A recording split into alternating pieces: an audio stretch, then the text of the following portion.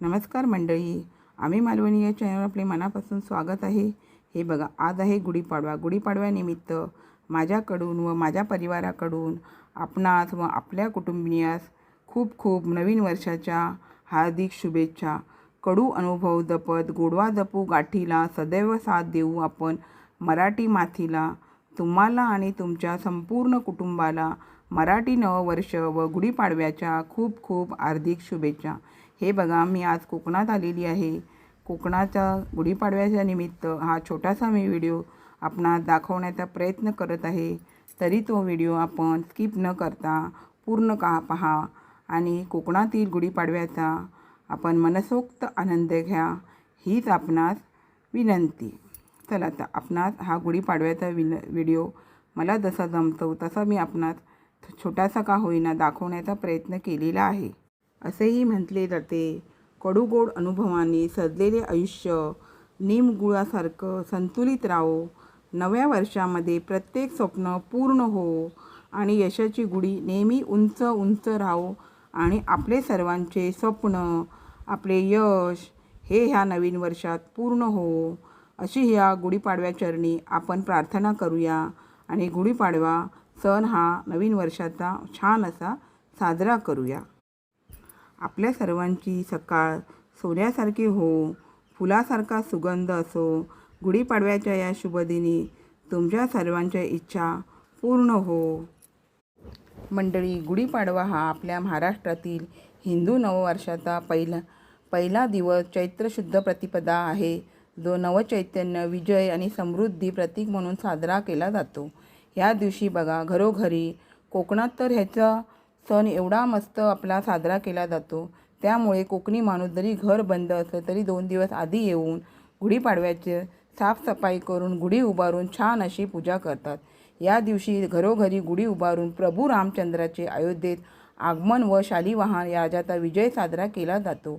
हा दिवस 3.5 मुहूर्तापैकी एक असून नूतन वर्षाची सुरुवात आरोग्यदायी. महत्त्वाचं म्हणजे मंडळी, कडुलिंब हा आपला जो पान असतं त्याचा प्रसाद म्हणून ग्रहण केलं जातं. नवीन कामासाठी हा गुढीपाडवा हा दिवस अत्यंत शुभ मानला जातो. त्यामुळे गुढीपाडव्याच्या दिवशी काही लोक वाहन खरेदी करतात, घर खरेदी करतात, भूमिपूजन केले जाते मंडळी. कोणाचे साखरपुडे होतात, कोणत्या नवीन गोष्टींची सुरुवात होते. त्याच्यामुळे गुढीपाडव्याला आपल्या मराठी माणसांचं नवीन वर्षाची सुरुवात केली जाते. ह्यानंतर आपल्याला सर्व सण छान प्रकारे असे साजरे केले जातात. हिंदू पंचांगानुसार हे नवीन वर्ष पहिले दिवस आहे, ज्याला संवत्सर असेही म्हणतात. विजय आणि समृद्धीचे प्रतीकसुद्धा आहे. राम 14 वर्ष वनवास संपवून रावणाचा वध करून अयोध्येला परतले.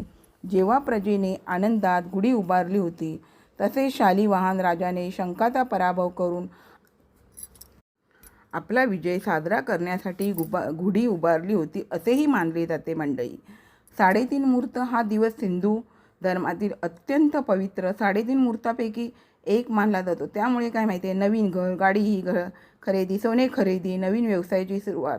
ज्यांना कोणाला सोने खरेदी करता येत नाही अशांनी आंबा पण खरेदी करतात आणि त्या दिवशी आंब्याचे ग्रहण केले जाते. प्रत्येकालाच मंडळी सोने खरेदी करता येईल असं नसतं. त्याच्यामुळे आपण आंबे खरेदी करून ग्रहण केले तरी चालून जातं. आरोग्यदायी महत्त्व म्हटले तर कडुलिंबाचा पाला आपण जसा गुढीला दरवाजाला आपण लावतो, त्याचप्रमाणे आपल्याला कडुलिंबाचा पाला हा ग्रहण केला जातो. या दिवशी कडुलिंबाची पाने, जिरे, हिंग, साखर एकत्र करून प्रसाद म्हणून खाल्ले जाते. यामुळे काय होते, आपले आरोग्यही चांगले राहते आणि कडू गोड अनुभवांसारखे जीवन जगण्याचा आपल्याला छान असा संदेश मिळतो, अशी मान्यता आहे.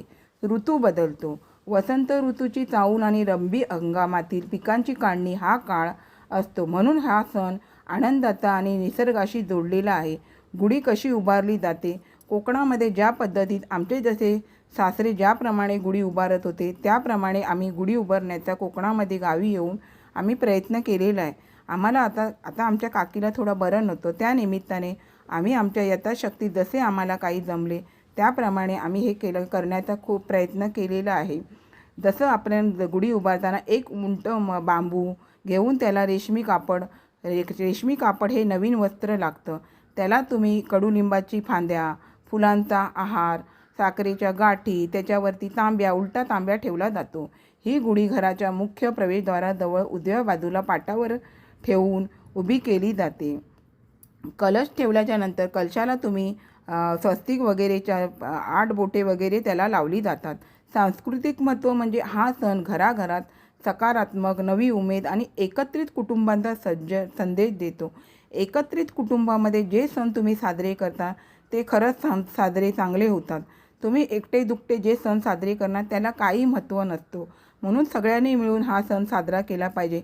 तसेच गुढीपाडवा म्हणा, गणपती म्हणा, इतर आपले सण आहे, तुळशीचं लग्न, नागपंचमी म्हणा, हे सगळे सण आपले एकत्र मिळून साजरे केले पाहिजे.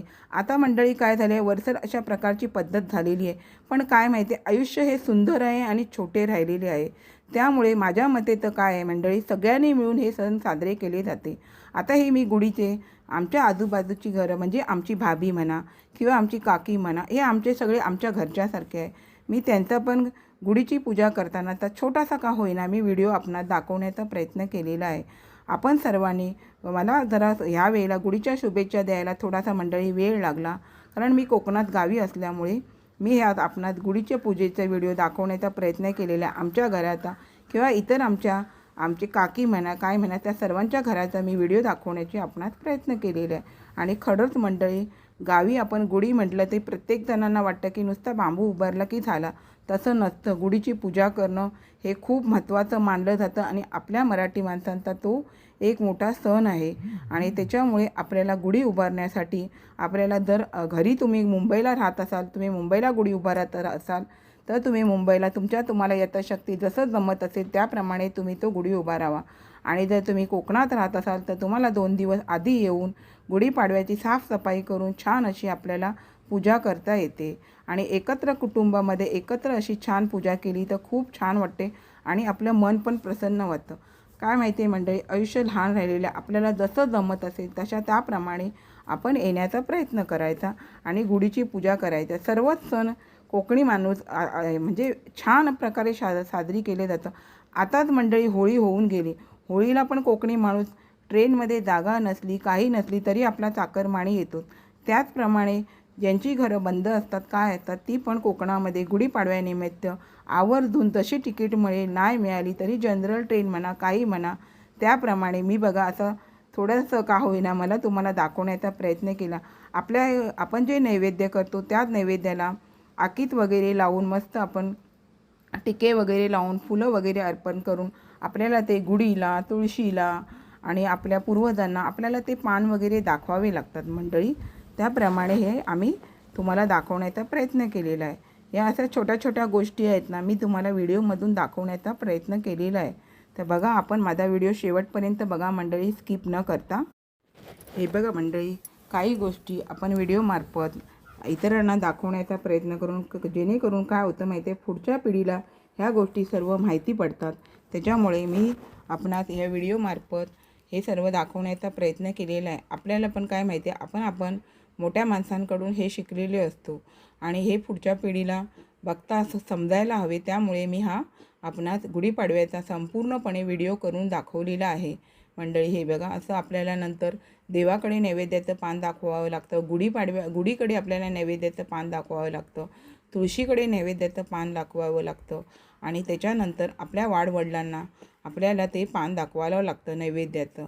कारण ती मंडळी पद्धत आहे. आणि आपण आपल्या वाडवडिलांना जे नैवेद्याचं पान दाखवतो, जी वाडी दाखवतो, कारण त्यांच्यामुळे आज मंडळी अग्नीला, हे बघा, अग्नीला पान दाखवतो आणि अग्नीला पान दाखवल्याच्या नंतर थोडासा चर्कन असा आवाज आल्याच्या नंतर ते हे करतात.